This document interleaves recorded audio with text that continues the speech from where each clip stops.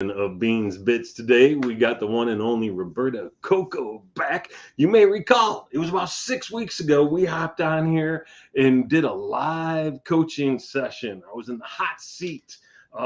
And man, I wanted to stand up and get the heck out of there, but it was good. It was valuable. She's got tons of insight, is a high performance level coach, and works with high performing people. So if you're into that, meet my friend Roberta Cocco. Thank you, Terry. It's so good to be here. Thanks for having me back. And I appreciate and receive all of those accolades. You are a force to be reckoned with as well. So I can't wait to jump in and see what we figure out today. Yeah, so we decided we were going to come on here and talk about vision. And for me, you can't really talk about vision without talking about mission because they're intertwined in a lot of ways. So we'll define those, what they look like, what they should look like for you, give you kind of a framework for setting them up. And probably share some examples. Although Roberta, you said you don't really think about mission as much. Is that true? Uh, you know, it is true. Not that I don't necessarily think about it, I suppose, but I don't talk about it as often as I do vision. So I am really excited to hear how you utilize those two different ideas and how they intertwine in the work that you do. Okay. I love it. I love it. Well, let's start. Let's start with, what do you see as a vision? What is the vision? Yeah, so that's one of my favorite places to play. And it's where I think all coaches, right, no matter what kind of a coach we might be, we start with what is it that you want, right? And we all, I think, have a vision. If I were to ask you what you're going to do this weekend, you would tell me, and that's your vision. Hmm. Whether or not it's clear or defined or refined is another story. And Yeah, or so I think, specific, or yeah, yeah. yeah. So visions, I think, come in different flavors or different levels of clarity or vague. So, Okay. So do you have a vision statement, and do you set one every year? Does it change year by year, or is it like, this is who I am and this is what I do forever? yeah. Um, Boy, that's a big question. So I have multiple visions. I was just doing a training yesterday, and I was saying you can have a vision for your relationships, for your health, for your career, for your attitude, right? You can have a vision for today and tomorrow. And so usually I do have a big vision as it relates to my career, right? I am a successful executive coach. I work with powerful people and I'm continuing to expand my network day to day. I also seek to get that clarity, right, and direction. What about you, though? I feel like I'm in the hot seat right now. It's about time, damn it. Yeah. About time. It's interesting. For me, my vision was exceedingly clear for about 8 years. And then through many different forces, it came to fruition. And now I'm like kind of visionless. So I still have a very strong mission in what I'm attempting to do, but it's not tied to a true North Star. And it's very, very interesting that I am. Uh, I don't want to say I'm operating blind, but if you don't have vision, maybe you are. So I would tell you that my vision is to impact 10,000 business professionals over the course of time. And that's been for the last 5 or 6 years, but it's so generic, it's so nebulous. What does impact mean? Who's counting, right? And so it feels like some bullshit platitude to me that I've said and stated, but I'm not even tracking my progress toward it. So it's not like I don't own that vision, Mhm. right? My mission is a lot easier to understand, and it's a lot clearer. It's to help professionals get better connected to the people, the opportunities, and the ideas they need to grow themselves, their brand, and their business, right? So that's like the mission. So for me, the vision is where you're going, Mhm. right? and the mission is how you're going to get there. So we talked about what's the differentiator. Yeah. um, so for me, it's like the vision's more like the why, and the mission is the what, so that's kind of how I differentiate it. And then like the tactics or the strategies that you employ Mhm. are really the how. Yeah. Yeah. Yeah, I kind of am hearing a little bit of the strategy in your mission too, like how what impact looks like, your bigger vision, right? Yeah. Is that more granular? And I would agree with that too. Visions to be really powerful, I think, need to be clear and measurable. So as soon as you said, like, I want to impact 10,000, I was like, how many have you impacted? Like, Right. what's your gap? You know? Well, and so for me, as a speaker, right, when I go in front of an audience of 150 people, and if I do my speaking job well or my training work well, um, you know, I'm like, well, that's 150 people impacted right there. Check. Yeah. But Yeah. is it? I don't know. Hey, Olivia, how are you? I hope you're doing well on this lovely day. Saying hi to the people. And she's the only one that commented so far, so I don't know who else is actually here. If you're here, drop a comment and we'll say hi to you too. Nice. Yeah. Yeah, I can't see who's here or who's talking, so I'll have to review the highlights clip. Yeah, I'm sneaky. I've got a LinkedIn tab open. Okay, I have 36 tabs open, and three of them are LinkedIn tabs, but one of them's on this video, and there's like a 2-second tape delay, so it's kind of fun to bounce back and forth. I'm smart enough to mute the other one. Right, right.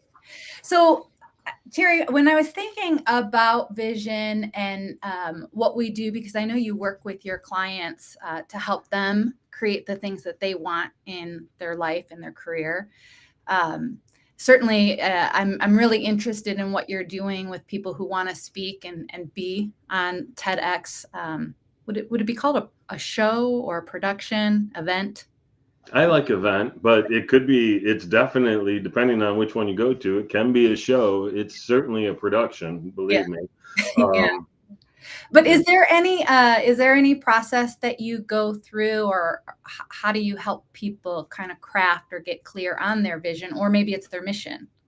So for me, it's all about what are you trying to achieve, right?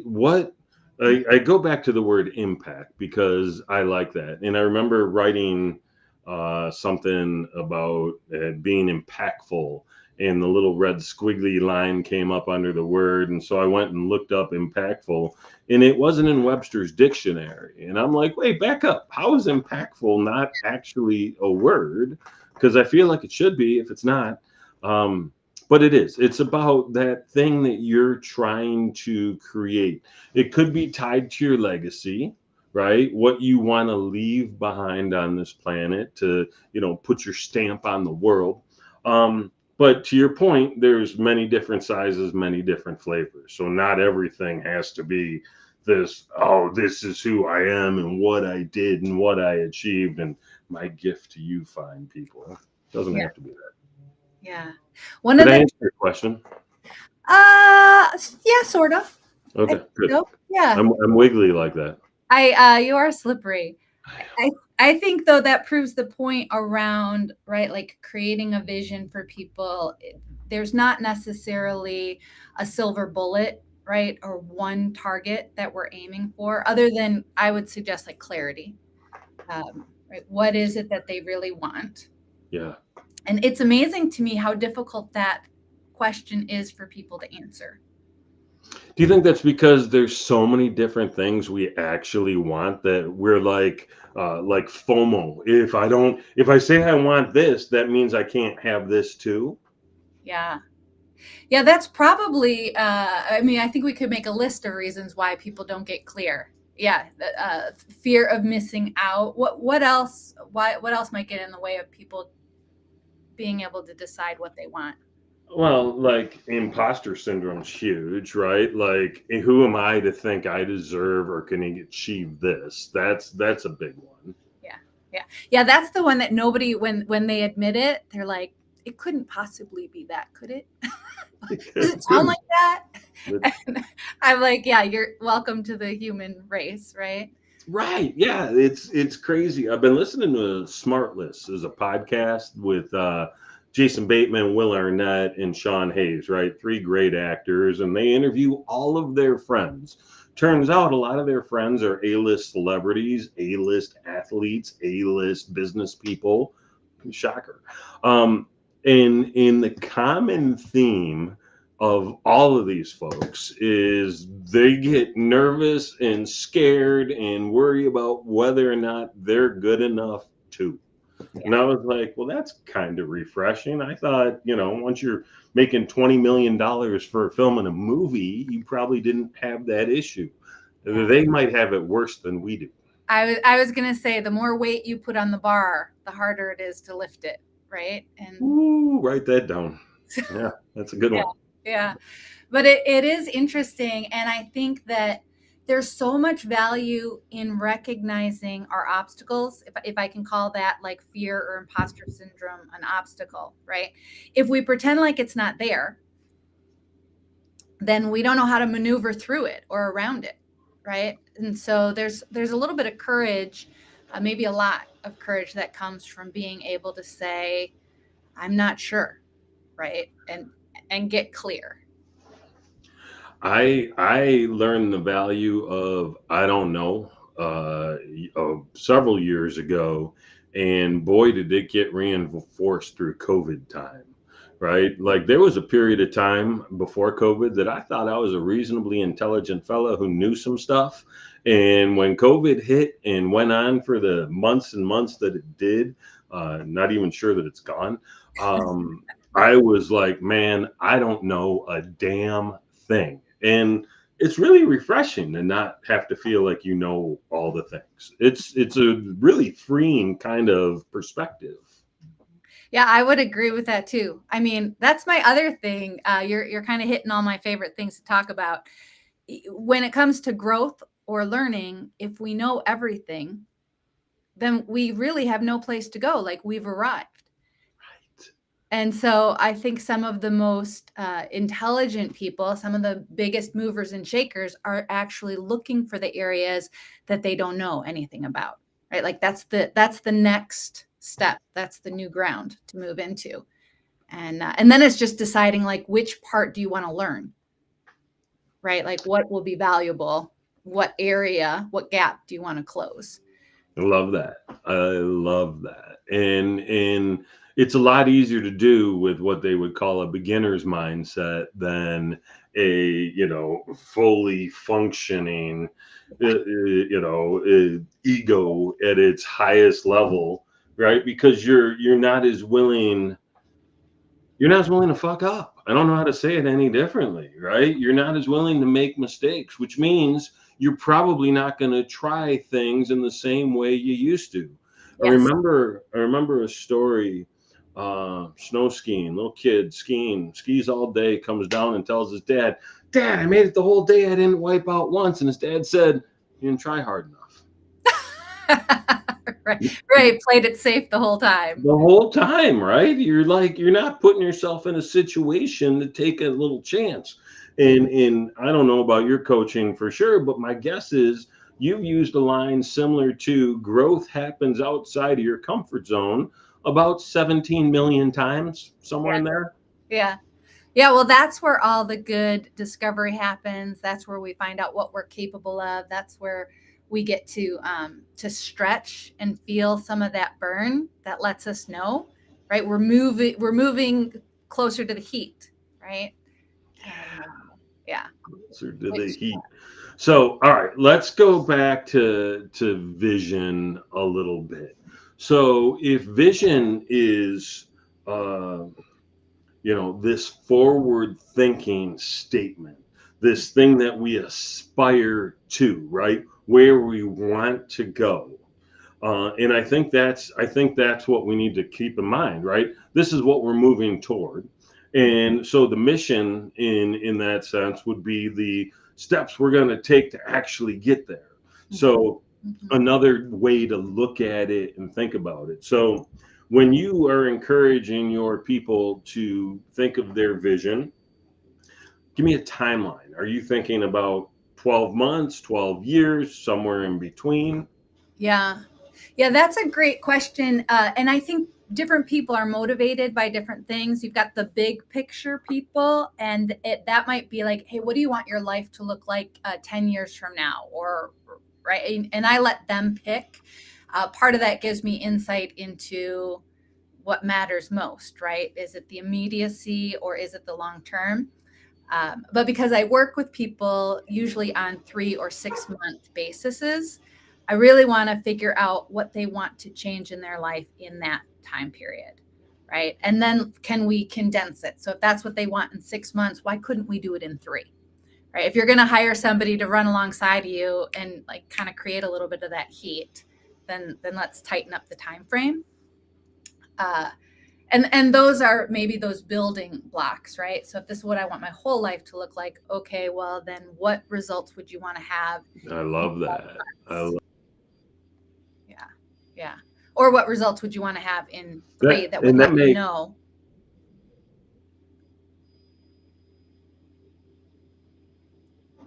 I think we buffered. okay. Yeah, I was like, did we disappear? What happened? Let me know. Yeah. Yeah. Okay. I'm like, this explains why I'm having trouble with Hulu at night, people. I was mad, I was mad at Hulu. It turns out it's Xfinity that I'm mad at now. Um, okay, so I like that you can break it down into little bits, little segments, right? Little time blocks, right? In this next 3 to 6 month period, how do we know that you've succeeded? How do you know that you've achieved what your goal was? Yeah. And to that extent, how are vision statements different than just goals? Yeah. That's a great You question buffering too. again? Sometimes I think it's interchangeable. Am I buffering again? Is it me? Is it me? No, you're good. No, Okay. you're good. Um, I'm good. I'm back. Hmm. As long as I don't freeze You're with a crank. live and in charge. Okay. So I think sometimes the language of it, right? Goals and vision matter and how we relate to the word. So for me, I think a vision is something that I'm going to be committed to. It's an outcome or what it is that I want. And which is very similar to a goal, but I don't think that a goal has the same presence or importance, right? It doesn't. It's not like as big of a concept to me. In my mind, it's a smaller step to get there. Um, does that make sense? That makes sense. So ultimately, we should be setting goals that track to or align to our vision, right? So they're kind of steps along the path to get to where we ultimately want to go. Hmm. Yeah, I think that's how I would organize it. And it's a pretty fluid concept, right? Like again, if we can agree to it, then we can both move in that same direction together. But I don't have to be right about the way we define it. But that helps me to organize what it is that I want to create and then how I'll get there. I you just said something that makes me smile. The idea about not having to be right or being open to being wrong, however you want to look at it, I think is so powerful because it creates this um, elasticity, right? This flexibility in our approach Mhm. that I think is super duper important because we get so strung out on how and so focused on the way that we think it needs to be done. And, if you're trying to, go over a 6 foot wall, right? The wall's it's 8 feet, right? It's like it's a stretch. You got to get up, you got to climb, you got to climb, you got to climb, and you're just looking at how am I going to get over this wall, you may not take a step back to see that the wall's only 6 feet wide, and all you got to do is walk 3 feet to the left. You don't have to go over the thing at all. You can just walk around it. Yeah, yeah.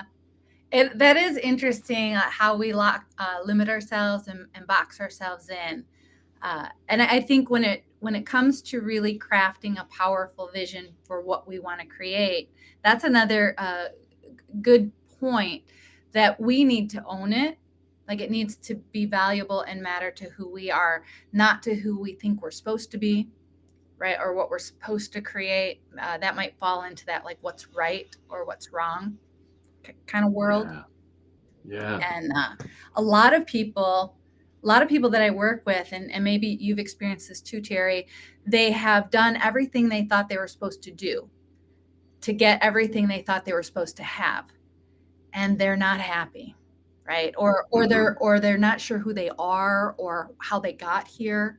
It's like they thought if they followed this plan, it would all come clear at the end. And that's one of my favorite places to start, right? Because when you've got that, you know you're working with a person who's capable of following a strategy and creating results. And then all you need to do is build that muscle of clarity. Like, before you jump into strategy, let's be sure we're chasing the right thing. I think about dogs chasing cars. Like, what the hell are you going to do with that car if you actually catch it? Come on, and I can tell you my own experience. I've set some goals. I've had some ideas. I've said this is what I want to do, um, but it wasn't the right thing for me to do because once you get it, like, what? What's right? No, Yeah, I don't want this any way, shape, or form. yeah, So yeah, getting that clarity and going back a little bit to the why, right? From the why does it matter? Why is it important? Right? What are you going to get once you have it? yeah, In really thinking through that process, I think is super important. yeah. Well, and one of the ways, and I'd be curious, like, how you might help people get there. One of the things that I also like to play with is who people are committed to being, right? Instead of what they're capable of doing.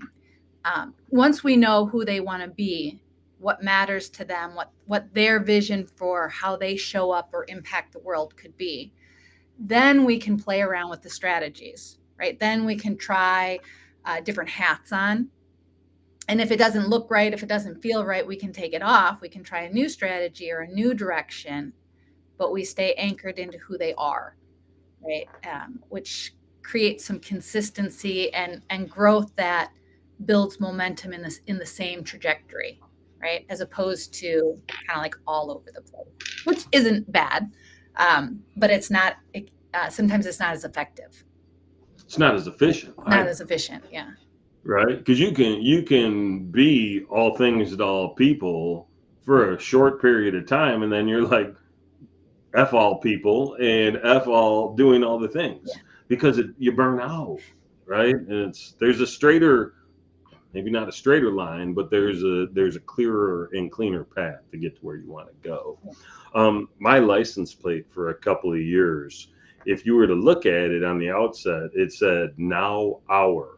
But if you understood my intention, mhm, it says know who you are. mhm, So for me, that's the starting point, yeah, right? And another one that I really like, and I think I shared this on your post, was who are you to be, right? So asking that question of ourselves, right? Not just who am I in this next interaction that I'm going to show up to for my 10:30 or whatever, mhm, but who am I to be, this month, next year, moving forward, and really kind of mapping that out. Because once you know who you're supposed to be, you'll have a much clearer idea of what you're supposed to do. Landmark Forum's famous for telling people that we got it wrong. We always think if I do these things, then I'll have this stuff. And once I have this stuff, I'll be happy, right, right? So it's do have be. And what they say is that isn't right, right? It's if you be this person, right, you'll do these things and you'll have the stuff. So it's be, do, have, Mm. not do, have, be. Yeah, that's one of my Right. that's a Say that. favorite tool to play with too, because it's exactly right. Like if you know who you're committed to being, that can inform what kind of things that person would do. And again, if you don't like the results that you have, no problem. You can always change the strategy. You can always change the action, but we get to ground into who we're committed to being. And I think that changes. It changes when you're in different seasons, but it also helps to bring that clarity. Which for me, again, going back to vision, clarity is king. Um, so if I step away from personal, or I mean professional life for a minute, my children are all grown adults now.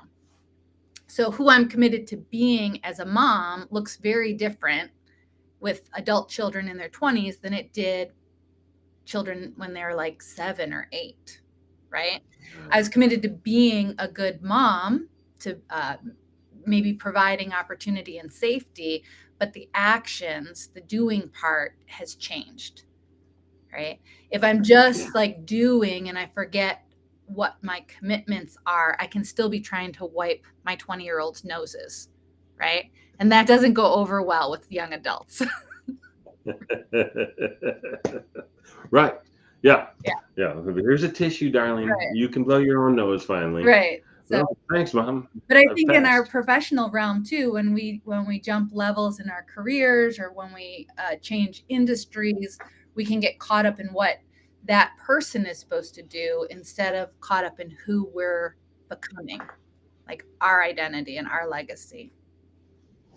Do you see the ability for like a team approach to creating the vision and the mission? Do you work with the leadership teams to put that stuff together and let them duke it out, or how, and facilitate that conversation or mediate that conversation? How does that look? Yeah, yeah, that's always fun and interesting, right?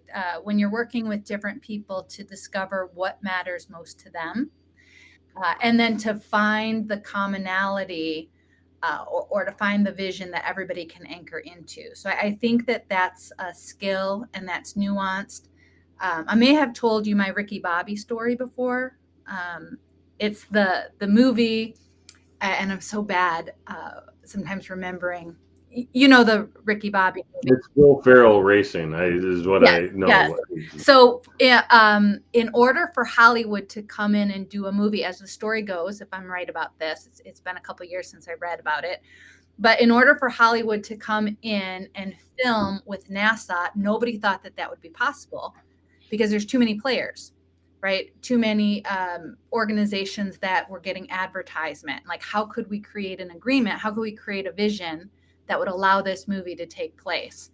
And they needed to find something that everybody could anchor into and that all of their decisions could funnel through.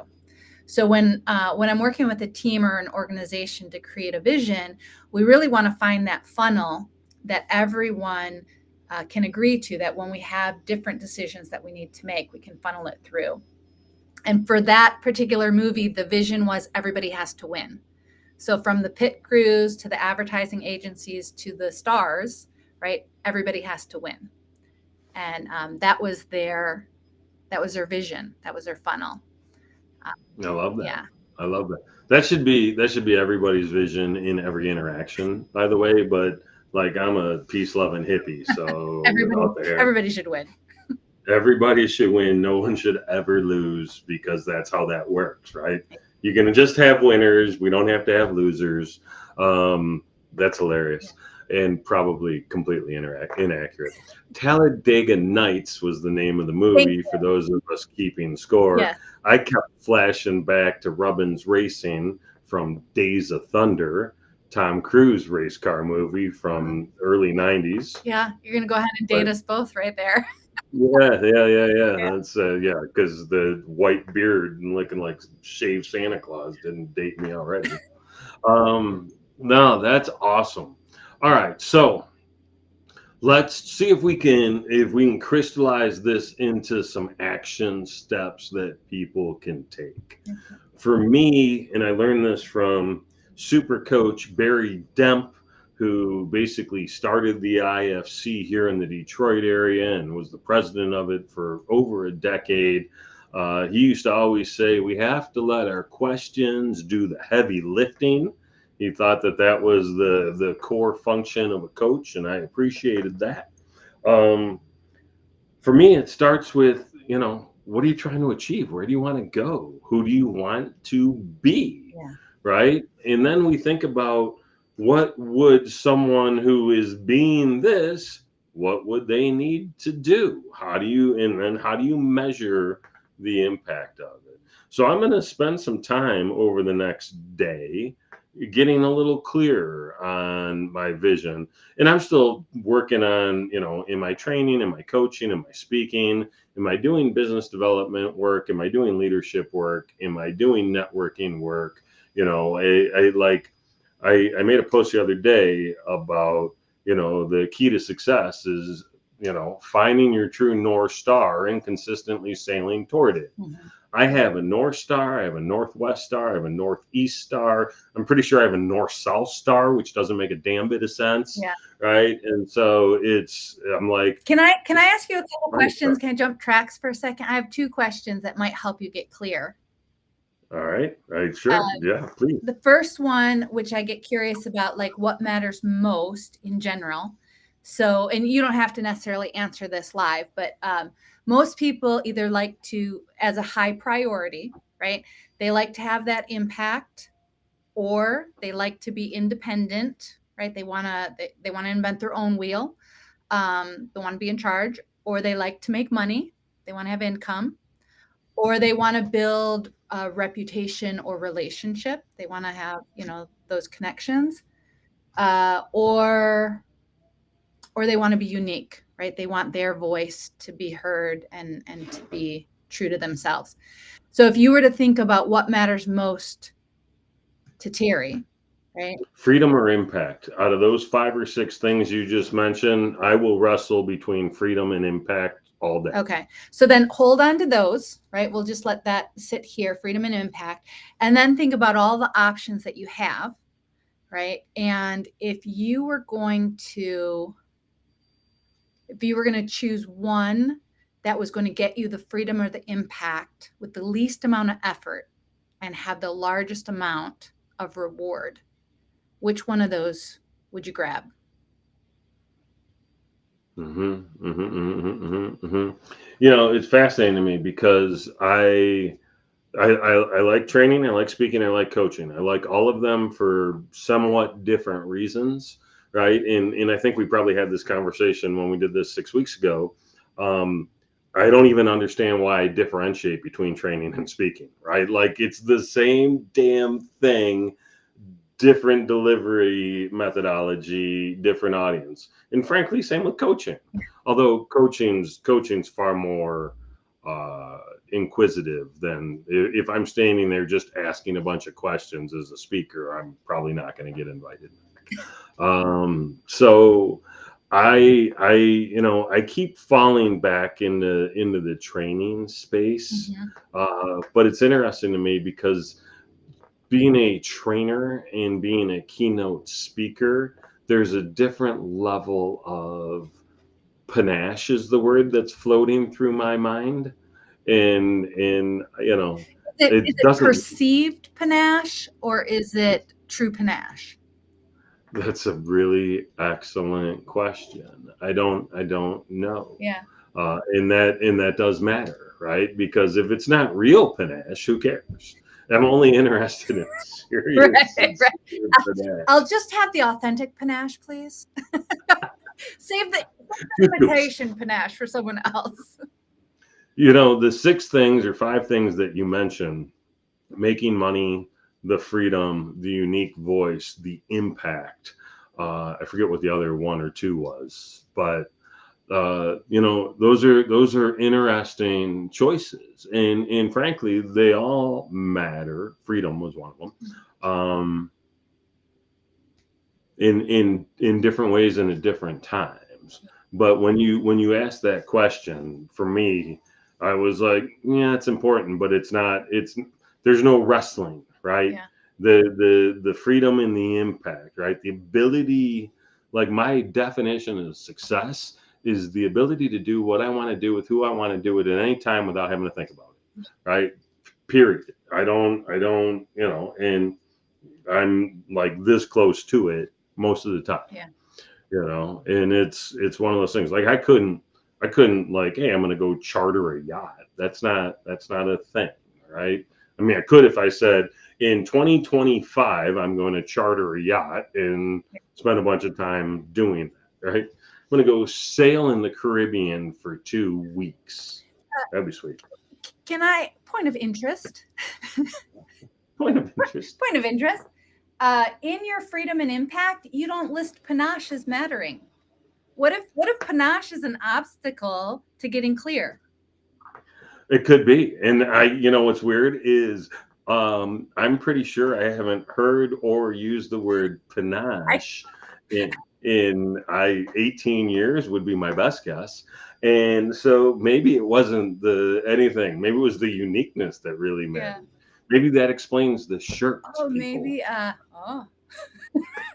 Have you ever seen one of my little, I refer to them as blouses because they're just so damn over the top. Like if I'm speaking at an event, I'll put some shit on that'll be like, what is that dude wearing? Yeah. I actually, in my mind, you're kind of known for that. You live in a place up here with your wardrobe. So you've nailed panache. Move on. That's hilarious. Okay. So I don't know how this is helping anybody else. So let's Yeah. get back Yeah. to Okay. get back to that for a second. Um, I think it's important to have a vision, but I think the thing that most companies and most businesses blow it on is they take the time to create this wildly lavish business statement or vision statement. Maybe they do a good job and they print it somewhere and put it on a poster and stick it in the lobby. But if they're not like living it and sharing it and communicating it and having it become part of the breath of the organization, I feel like that's a real missed opportunity. Do you see that a lot? Yeah. Well, if I would just say if they don't remember what it is, right? If they can't, if it's not at the tip of their tongue, a lot of people, again, that I work with, part of my process is we visit the vision repetitively, right? Like almost irritantly, if that's a word.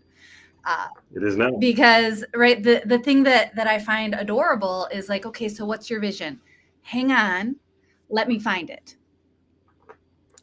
And I'm like, okay, that vision isn't compelling enough. That's not clear enough. It doesn't resonate with you enough, right? If you don't know what it is and own it. And so with organizations, their vision needs to be, I believe, clear enough and memorable enough and connected enough that everybody, right, from the C-suite to the hospitality to the, all of the departments know what it is and can connect in some way, like understand why it matters and is valuable to them. Otherwise, I think you're missing, you're leaving some value on the table. I think that's exactly right. I think that's exactly right. And so how what do you recommend? How do they socialize it inside of the organization? Yeah, that's a great question. How did they socialize it inside the organization? What do you mean by that, Terry? I mean, how do they get buy-in from the rest of the people, right? So the leadership team sits in a boardroom with someone like either one of us or some other fancy consultant that says, we need a vision statement, we need a mission statement, we're going to put these together and we're going to spend 8 hours crafting this wonderful message. And they do. And everybody agrees, they love it. Those six people high five, they go get a couple of glasses of scotch, they leave for the weekend. They come back Monday morning. They hang the poster on the wall, but they don't really show it to anybody. And 2 weeks later you walk in and say, hey, what's your vision? And he says, hold please, I'm going to walk into the lobby and go read it off the damn poster. Right. Right. How do they get the team to like buy into it? Yeah. And I'm so sorry, guys. I didn't refresh my LinkedIn. So there's like some questions here that I'll get to, and say hi to Destiny and say hi to Mohammed. So sorry, I missed you guys. I forgot to hit refresh. Hi guys. Hopefully you're still with us. That's fair. Okay, so I like to be visual. Can I try and answer your question and write on it? You're gonna like make us a little comic strip for it? That'd be sweet. Well, it helps my brain stay organized. So I think when you craft a vision, if you want buy-in from the whole organization, right? The first thing you need to do is communicate. So you got to answer like, who are the leaders? Who are the key players that need to understand this first, right? And then they're going to trickle it down. So what do they need to understand? They need to understand like who it impacts, what the costs are, what the value is, right? They need to address some of people's fears. Anytime you give a vision or a statement. Oh shit! Did you just make me disappear? I didn't know. Not at Yes. all. I was trying to put you front and center, and I clearly don't know what the heck I'm doing and why I'm down here can't. in this little corner now. I'll just sit up nice and big. I'll make myself appear bigger. Why are you not getting I bigger? don't know. Here I am. I'm back. This is rude. Yeah, I'm done playing. Don't Sorry. don't. I would call those technical difficulties, but those are technical Those operator are difficulties. Terry issues. But so I think anytime we want to communicate and a vision, I think we want to look at what gets in the way of accomplishing things. So you cast a vision, potentially people are going to feel unheard because they didn't have a voice in it. We all liked having a voice. So there's going to be immediate objection, right? Like they didn't consider me. And that might not be like something you hear, but we know as human beings, it's going on behind the scene. Even the people in the boardroom who agreed to it, like there may not be 100% buy-in all the time. So we want to address that. We want to understand like what this vision said no to. That's the cost. What the vision said yes to. That's the value. And who does it affect, right? And then giving people a voice that matters, right? A voice that you check in on, a voice that you acknowledge that you heard. That will create discussion, right? And that shows a bit of, I think it shows some courage.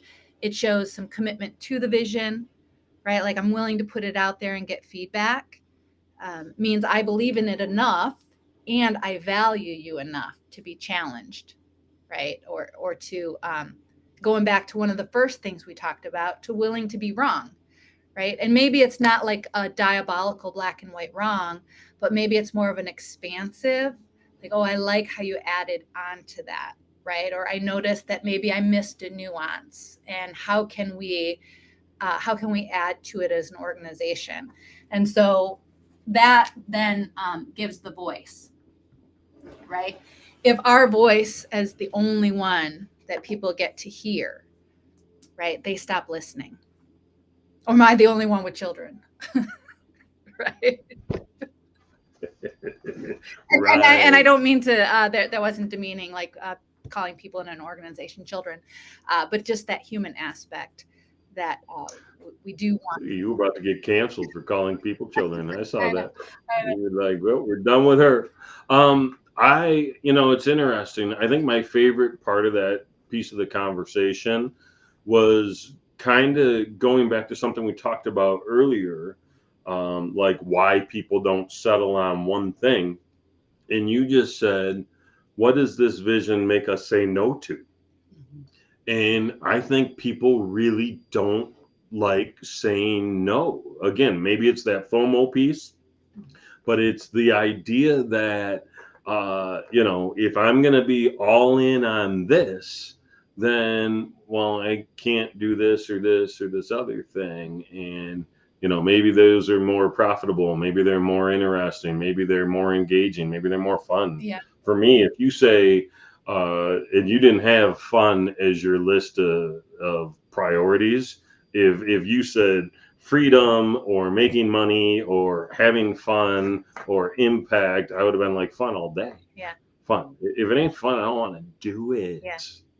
Yeah, but fun don't pay the bills, That's, right? it And should. well, my mom always said, "Do what you love, the money will come." Uh, I don't know, that could be true, but I think you were hitting on an idea that I would call like a competing commitment. And so we do craft visions, like there's things that we want, and we instinctively know in order to have this, we can't have that, right? In order to fit into the dress for the Christmas party, I can't have the cheesecake for breakfast, right? And I'm mad about it. And sometimes, I'm not going to the Christmas party though. right? But sometimes I want the cheesecake more than I want the dress, and I don't want to admit it.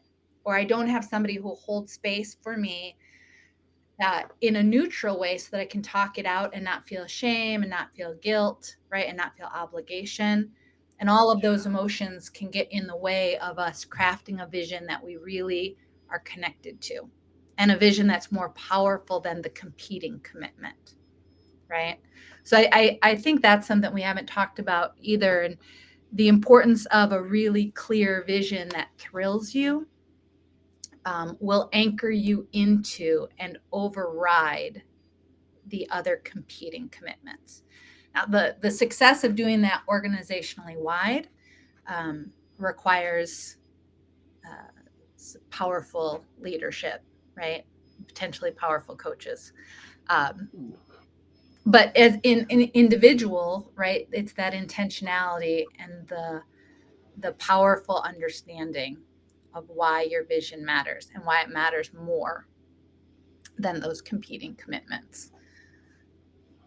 What do you think the role of the coach or the consultant is in this process, in this vision creation process?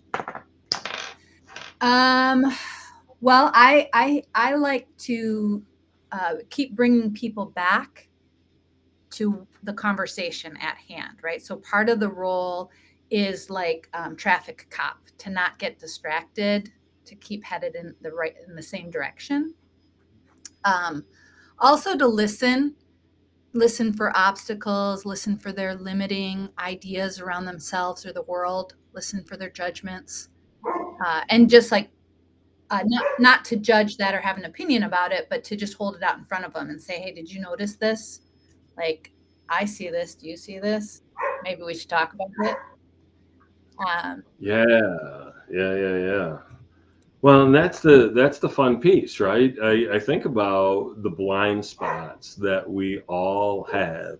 And when we're talking about vision, it's so forward thinking that you're looking in one direction, which means that 180 degrees from that direction, is a blind yeah, spot, right? It's totally. automatic, Yeah, and so having someone that isn't in the forest with you but hovering over the forest and has the vantage point of elevation, can really be helpful indeed. yeah, yeah. I would agree. I had a client once tell me that I don't know if this is true or not, but he said I was the only person in his life that didn't have an agenda for him.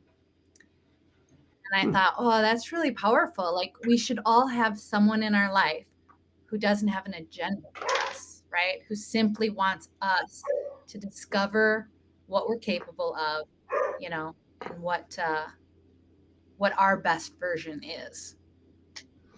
That is super powerful, and I love that. And you're genuinely like that. So good for him for being able to articulate it in a meaningful and memorable way, because I think that, right, I think he lied, right?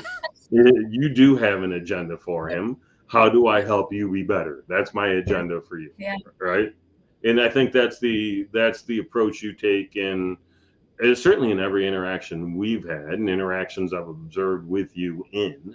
So I love that. I think that's, yeah. How do I help you be better? I somebody sent me for my birthday a box full of toys, and so I've got a little Slinky, Nice. fun and a wonderful toy.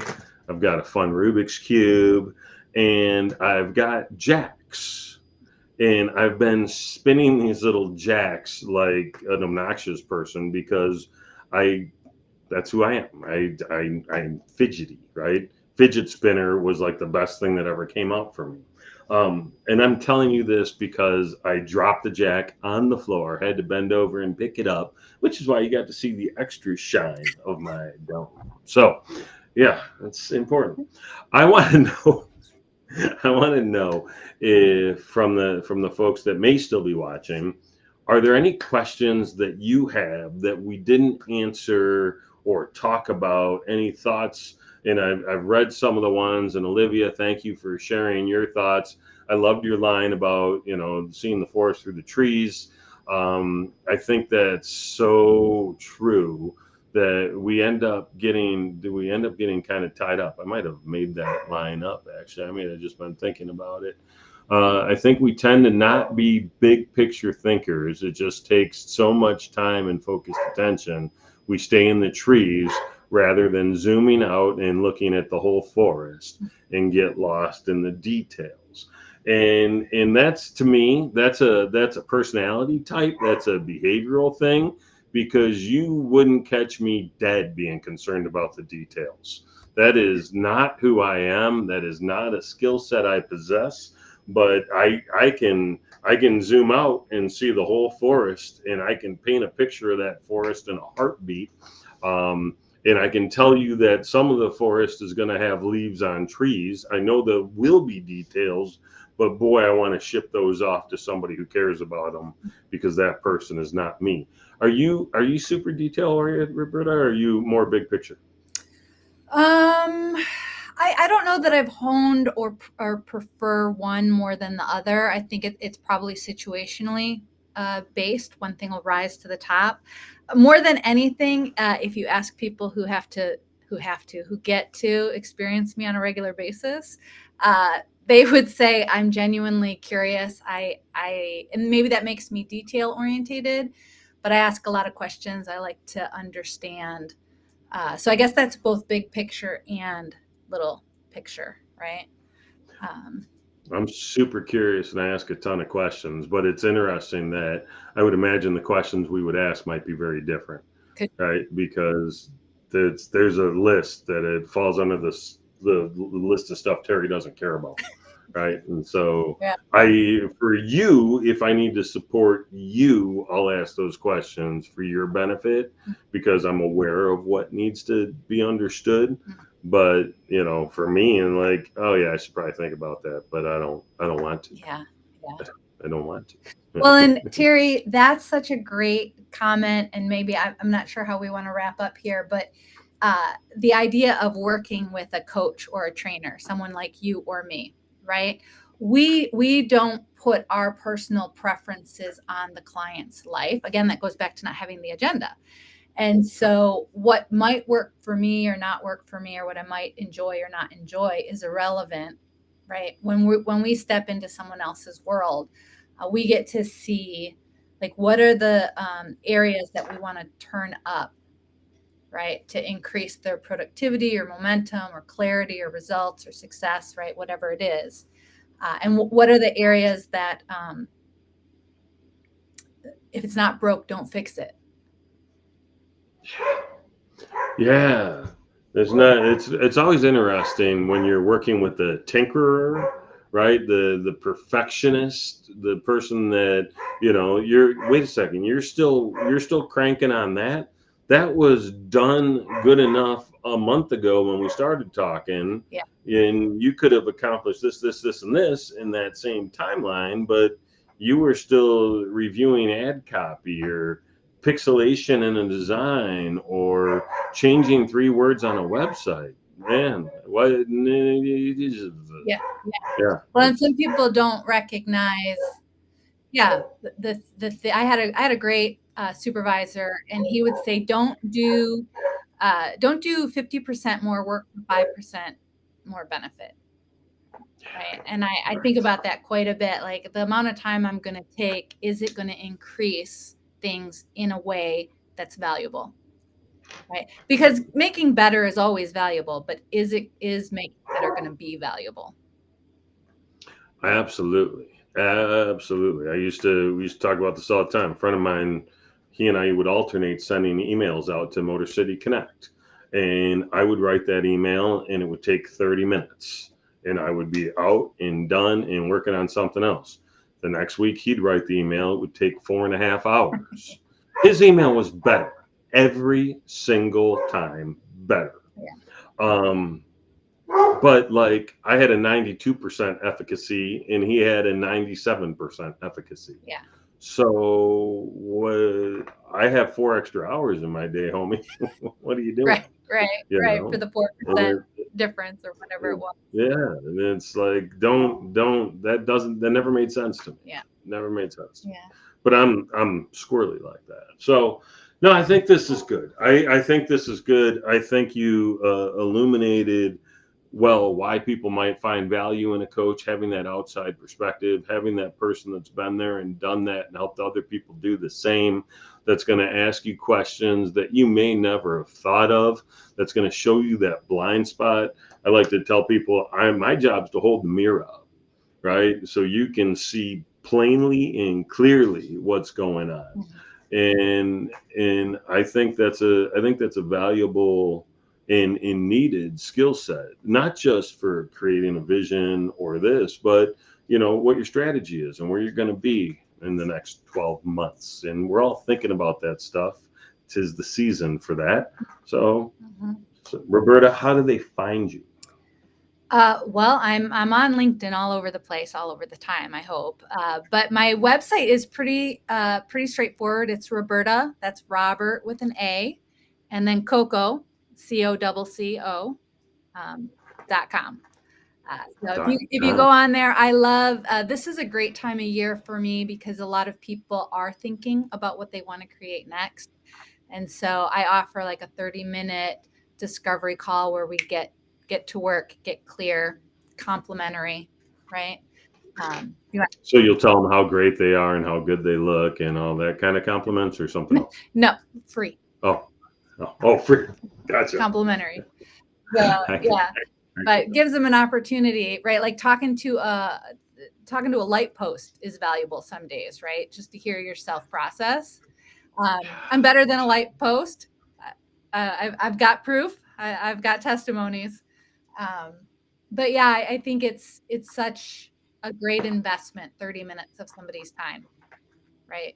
Yeah. To work through where they're at and where they want to be. So how do people get a hold of you, Terry? Oh, smoke signals mostly. Carrier pigeon works. I'm good with either of those. I just put a new website up, people, at trybean.com. That's TRYBEAN.com, as in give Bean a try. And but LinkedIn is my favorite place to be. My Facebook page is probably my page, not my profile. It's probably my second. So those things are very good. Destiny, today's topic is creating a vision and clarifying it and how it ties into the mission. So hopefully that answers your question. Lots of good content in this one for sure. So with that, anything else that you would like to add? Anything we didn't cover that I should have asked you that same question? No, I thought I appreciate you, inviting me on. We were a little bit all over the place today, but I think that's valuable too, just in uncovering and seeing what we discover. I want to acknowledge you for caring about your network and your community and bringing valuable content. I do see you as someone who is a trainer and a leader and makes impact. So I just want to, encourage you to continue in that. And I know the people that are impacted by you appreciate and would say the same thing. So you are very, very kind and very complimentary. So thank you. That is awesome. And I will tell you that you and I went through that conversation, and you pulled out your whiteboard on me and made some counts on the word try. And it was interesting. And I'm like, dude, it's in my name. I kind of have to. And so, what I will say to those listening or watching this later is take her up on that call. It is truly transformative. Roberta has a unique ability to get to the heart of a matter quickly with insight and a forceful is not the word I would use, but it is something that, yeah, man, you're gonna walk out of there feeling maybe a little bit beat up, but like beat up by someone that cares about you genuinely and wants nothing more than for you to succeed. It's I don't know that tough love is the right phrase, but it is the one that comes to mind. So, do you consider yourself tough love? I had a client call me fierce and funny. Fierce and Fierce funny? and Yeah. funny. So I like that. I think it's good to feel the burn. It's like a Uh, good workout, yeah, you yeah. know? It's a really excellent exercise to go through. Yeah. So take her up on that complimentary offer, and hopefully she says nice things to you too. Thanks, Terry. All right, y'all. We're gonna end. Thank you for joining us. I'll see you next Tuesday at 10 a.m. It'll be shorter, I promise. Have a wonderful rest of the day and a cheery, happy holiday season.